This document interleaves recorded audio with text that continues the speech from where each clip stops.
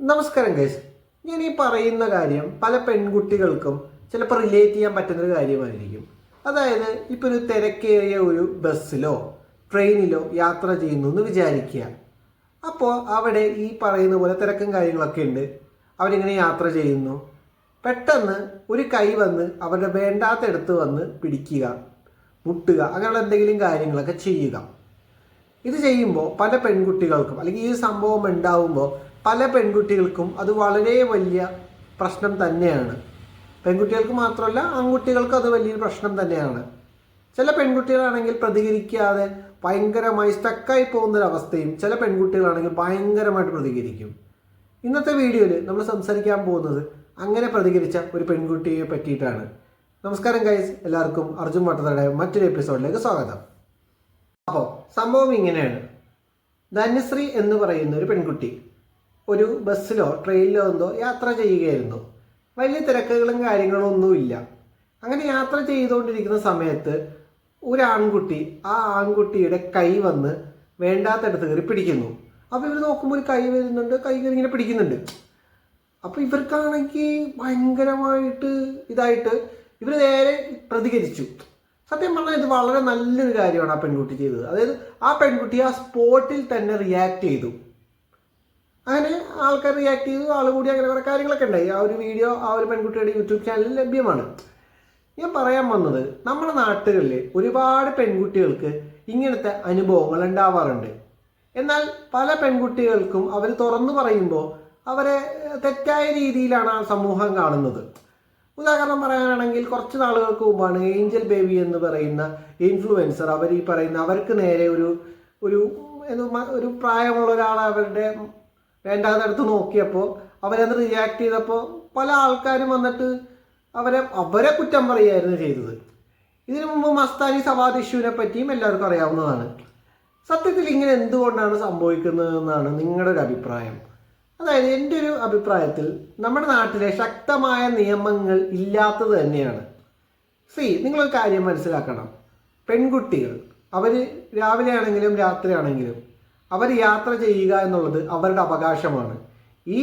ഈ രാജ്യത്ത് എല്ലാവർക്കും സഞ്ചാര സ്വാതന്ത്ര്യം ലഭ്യമാണ്. അത് ആണെന്നോ പെണ്ണെന്നോ ട്രാൻസ്ജെൻഡറിനോ ഒന്നും വ്യത്യസ്തമില്ല. അവർക്ക് എല്ലാവർക്കും സഞ്ചാര സ്വാതന്ത്ര്യം ലഭ്യമാണ്.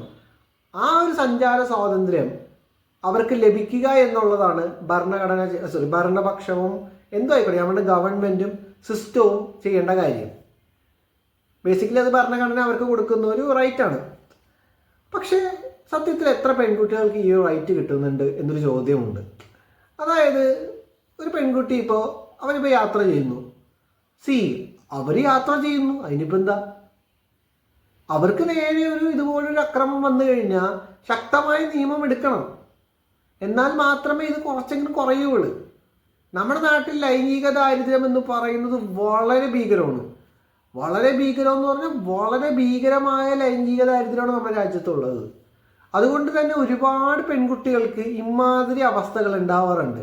ഞാൻ നേരത്തെ പറഞ്ഞു, ഈ ഒരു സംഭവം ഈ ഒരു പെൺകുട്ടിയുടെ മാത്രം കാര്യമല്ല. ഒരുപാട് പെൺകുട്ടികൾക്ക് ഇമാതിരി ഇഷ്യൂസ് ഉണ്ടായിട്ടുണ്ട്. അവർ പല ആൾക്കാരും പറയാതിരിക്കുന്നുണ്ട്, ചില ആൾക്കാർ പറഞ്ഞിട്ടുണ്ട്. ഞാൻ കാര്യം ചോദിക്കട്ടെ, ഇമാതിരി കാര്യം ചെയ്യുന്നവന്മാരോട് നിനക്കൊക്കെ എന്തിൻ്റെ ഇതാണുള്ളത്? എനിക്ക് മനസ്സിലാവാത്തത് കൊണ്ട് ചോദിക്കുക. ഇത്രക്കും ഇതാണെങ്കിൽ വല്ല മുള്ളുമുരിക്കയിലും മുകളിൽ കയറിയിട്ട് ചാടും, അല്ലെങ്കിൽ വേറെ എന്തെങ്കിലും മാർഗം കണ്ടെത്ത്. മര്യാദക്ക് യാത്ര ചെയ്യുന്ന പെൺകുട്ടികളോട് ഇമാതിരി കാര്യം ചെയ്യുക എന്തൊരു ശോകമാണെന്നാണ് ആലോചിക്കുന്നത്. ഇന്നും ഈ രാജ്യത്ത് ഇങ്ങനെയൊക്കെ സംഭവിക്കുന്നു എന്ന് പറയുമ്പോൾ എന്തൊരു ഭീകരതയാണ്. ഇത് ആദ്യമായിട്ടാണോ ഒരു പെൺകുട്ടിക്ക് ഇങ്ങനെ സംഭവം ഉണ്ടാവുന്നത്? ഇതിനു മുമ്പ് എത്രയോ ഇഷ്യൂസ് ഉണ്ട്. പബ്ലിക് ട്രാൻസ്പോർട്ട്സിൽ ഈ പറഞ്ഞ പെൺകുട്ടികൾക്ക് നേരെ വരുന്ന സംഭവം ട്രെയിനിൽ വെച്ചും ബസ്സിൽ വെച്ചും ഒക്കെ സംഭവിക്കുന്നുണ്ട്. ട്രെയിനിൽ വെച്ച് കുറവാണെങ്കിൽ ബസ്സിൽ വെച്ച് ചിലപ്പോൾ സംഭവിക്കുന്നുണ്ട്. നമുക്കറിയാം, ഇതിനു മുമ്പ് ഞാൻ നേരത്തെ പറഞ്ഞ പോലെ സവാദ് മസ്താനി ഇഷ്യൂ, അല്ലെങ്കിൽ ഈ പറയുന്ന പോലെ മറ്റേ ഏഞ്ചൽ ബേബി എന്ന് പറയുന്ന പെൺകുട്ടിക്ക് നേരെ വന്നിട്ടുള്ള ആ ഒരു സംഭവം. ഇത് എന്താ പറയേണ്ടത്? ബേസിക്കലി ഇപ്പം ഈ പറയുന്ന പുള്ളിയെ സപ്പോർട്ട് ചെയ്തും കുറേ എണ്ണമൊക്കെ വരും. അത് പറഞ്ഞിട്ട് കാര്യമില്ല. അമ്മയത്തല്ലേ 2 പക്ഷമുള്ള നാടാണിത്. അത് വേറൊരു സംഭവം. എൻ്റെ ഒരു അഭിപ്രായം പറഞ്ഞാൽ ഇങ്ങനെയുള്ളവന്മാർക്കെതിരെ നല്ല രീതിയിലുള്ള നടപടി എടുക്കണം, എന്നാലേ കാര്യമുള്ളൂ. മനസ്സിലായോ? ഓഹ് എൻ്റെ ദൈവമേ, എനിക്ക് അത്ര പറയാനുള്ളൂ ഗൈസ്, വേറെ ഒന്നും എനിക്ക് പറയാനില്ല. പെൺകുട്ടികളോട് പറയാൻ ഒറ്റ കാര്യമുള്ളൂ, റിയാക്ട് ചെയ്യുക, സ്പോട്ടിൽ റിയാക്ട് ചെയ്യുക. ചിലപ്പോൾ ആൾക്കാർ നിങ്ങളെ കുറ്റം പറയും, മൈൻഡ് ചെയ്യണ്ട, റിയാക്ട് ചെയ്യുക, അത്രേ ഉള്ളൂ. ഞാൻ പറഞ്ഞാൽ പെൺകുട്ടികളോട് മാത്രമല്ല ആൺകുട്ടികളോടും ഇതേപോലെ സംഭവം വന്നാൽ റിയാക്ട് ചെയ്യാം. Okay, that's it. Thank you guys for watching the video. ഈ ഒരു വീഡിയോ ഇഷ്ടപ്പെട്ടെങ്കിൽ ലൈക്ക് ചെയ്യുക, ഷെയർ ചെയ്യുക, സബ്സ്ക്രൈബ് ചെയ്യാൻ തൊട്ടുള്ള ബെല്ലിലേക്ക് അമർത്താം. പുതിയ വീഡിയോ നിൽക്കും. ബൈ.